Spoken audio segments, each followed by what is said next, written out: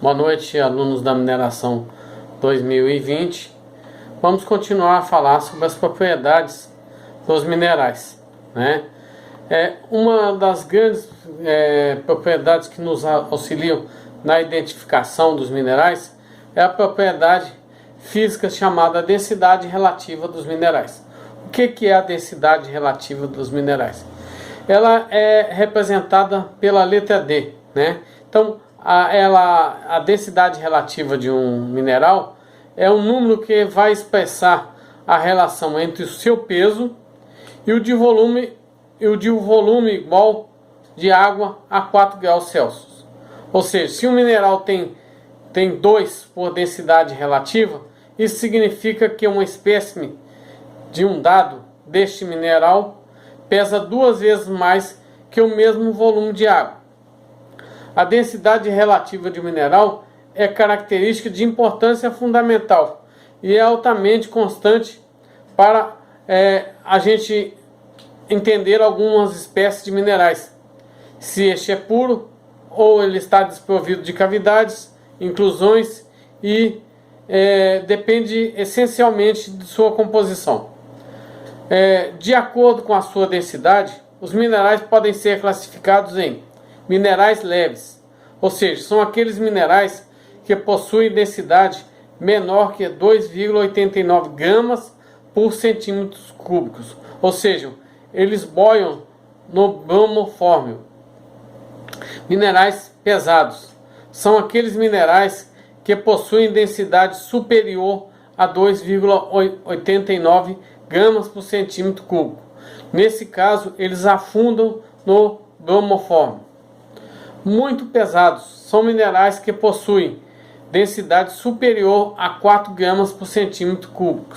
Afundam com certa facilidade no bromofórmio. E minerais são extremamente pesados. São aqueles minerais que possuem densidade superior a 7 gramas por centímetro cúbico. Afundam com uma extrema facilidade no bromofórmio. Após vermos o que é a densidade relativa, nós vamos falar sobre outra propriedade física muito importante. Nós já falamos, né, em outras aulas, é o traço, né? O que seria o traço de um mineral, né? É a cor do pó fino que o mineral deixa ao ser esfregado em uma superfície mais dura, né? Esse poder, né, ele vai poder ser determinado esfregando-se o mineral sobre uma peça de porcelana de cor branca, e ela não pode ser não polida, né, cuja dureza é aproximadamente 7, né? A cor do pó pode ser idêntica à do mineral ou também pode ser bem diferente, podendo variar quanto à intensidade e mesmo a sua matiz de cor, né, na dependência da variação da composição da química, né, que vai exibir a solução sólida, né? Embora a cor de um mineral seja frequentemente variável, o seu traço tende a ser relativamente constante e, portanto, tem uma propriedade extremamente útil na identificação do mineral, né? E outra propriedade muito importante que nós vamos falar é a luminescência. O que seria a luminescência?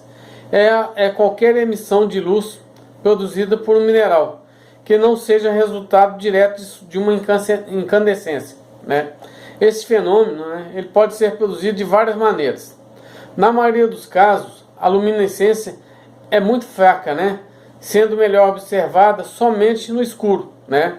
E então nós temos os seguintes tipos de luminescência. Triboluminescência é um fenômeno, né, no qual alguns minerais tornam-se luminosos ao serem esmagados, riscados ou esfregados, né? A triboluminescência é mais comum nos minerais não metálicos e anidos, que mostram boa clivagem.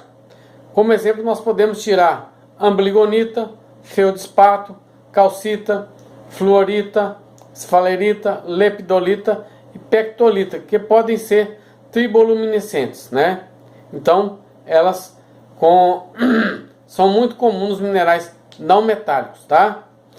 Termoluminescência é a propriedade de alguns minerais emitirem luz visível quando aquecidas a uma temperatura abaixo do vermelho, né? Essa luz visível inicial, ela é geralmente tênue, né? Aparece uma temperatura entre 50 e 100 graus e vai cessar quando for emitida a temperaturas superiores, né, a 475 graus Celsius.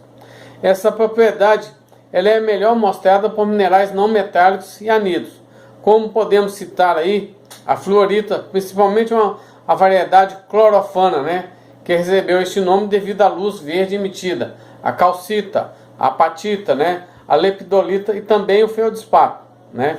Fluorescência é um fenômeno no qual o mineral torna-se luminescente durante a exposição à luz ultravioleta, aos raios X ou aos raios catódicos, né?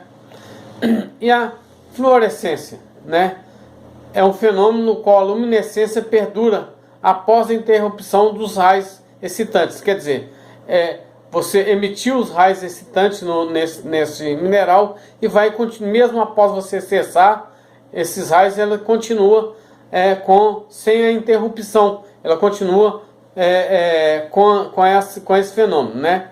Então a fluorescência é a luminescência mais exibida por minerais, sendo também mais fácil de ser reproduzida, né? Mas, né, a fluorescência ela não pode se predizer, né? Você não pode falar que vai ser assim, pois em alguns casos, né, algumas espécies de um dado mineral a exibem enquanto outros não, né? A fluorescência ela é produzida normalmente pela excitação com luz ultravioleta, né?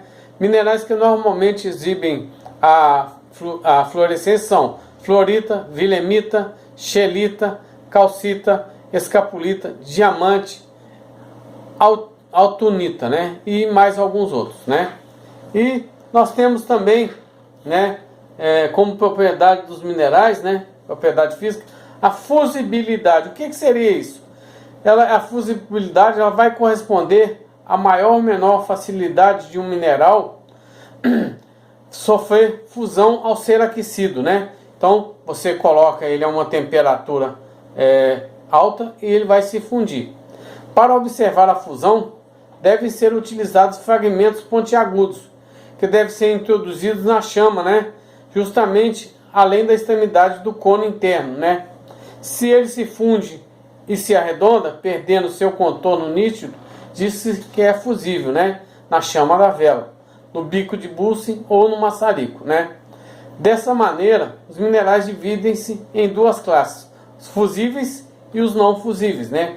Sendo que os minerais fusíveis podem ser classificados, né, de acordo com a facilidade de se fundir, né? Entretanto, né, nós devemos ressaltar que para esses ensaios que são comparativos é necessário usar fragmentos de mesmo tamanho, né? E eles devem ser também uniformes, né? Agora nós vamos falar para vocês, né, alguns minerais e o seu grau de fusibilidade, né? A que temperatura ele se funde, né? O primeiro exemplo que nós vamos colocar para vocês chama-se a estibnita, né? Ela se funde a 525 graus Celsius, né? Ela vai fundir-se facilmente, né? Numa chama, né? Mesmo sendo uma chama de vela, né? A pirita e a calcopirita e a natrolita, elas se fundem, né, a uma temperatura entre 800 e 965 graus Celsius, né? Eles se fundem facilmente, né, com a chama de um maçarico, né? Mas dificilmente na chama de um bico de Bunsen ou num tubo fechado, né? A calcopirita no tubo fechado ela faz decriptar, né? A almandina ela se funde a 1050 graus Celsius, né? Ela vai se fundir com a chama de um maçarico, né? Facilmente, né? Mas com o bico de Bunsen ela não se funde, tá? Essas lascas finas, né, que ela vai apresentar, elas são apenas arredondadas nas pontas do bico de Bunsen, tá? Actinolita, né? Ela se funde a 1296 graus, né? as extremidades, né, finas vão se fundir facilmente numa chama de maçarico, né? E mais dificilmente fragmentos maiores vão se fundir. Então, para se fundir tem que ser em fragmentos menores, né? A uma temperatura de 1296 graus Celsius, né? E o ortoclásio, ele se funde a 1300 graus Celsius, né? Ele vai se fundir nas extremidades, né? Com um grau de dificuldade alto, né? Com a chama do maçarico, né? Os fragmentos maiores não vão se fundir, né? A bronzita, né? Ela vai se fundir a 1400 graus Celsius, né? Ela vai se fundir somente nas extremidades finas, né? E se tornam arredondadas com a chama do maçarico. E o quartzo tem que ser a temperatura maior que 1400 graus Celsius. Ele é infusível, né? Não se funde na presença de chama de maçarico, né? Então, nós vemos que alguns minerais, né, para se fundir, eles têm que ter altas temperaturas, né? 525, 800, 1000, 1200, 1300, 1400, né? E alguns até, né, como no caso do quartzo, ele é infundível, né? Você não vai se fundir na presença de um maçarico, né? E outro fenômeno seria o que nós chamamos de magnetismo, né? Que é aquela propriedade dos minerais serem atraídos por um ímã, né? Muito poucos são os minerais que são naturalmente atraídos ou repelidos por um ímã comum, né? Eles vão se apresentar de uma forma notável, né? Apenas nos seguintes minerais, né? São a magnetita, pirrotita e umenita, né? É muito útil para a determinação de alguns minerais, né? O magnetismo para orientação no planeta, né? Na prospecção e beneficiamento de minérios, né? Usa-se muito o magnetismo, né? Quanto à intensidade desse magnetismo, né? Os minerais eles podem ser classificados, né, em fortemente magnéticos, no caso seria a magnetita, a pirrotita e o umenita.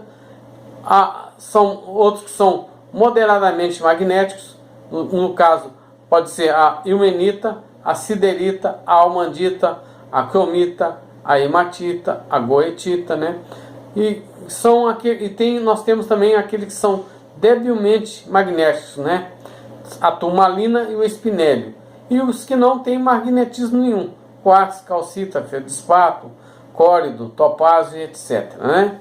Tá? Então, agora nós vimos algumas outras propriedades dos minerais, né?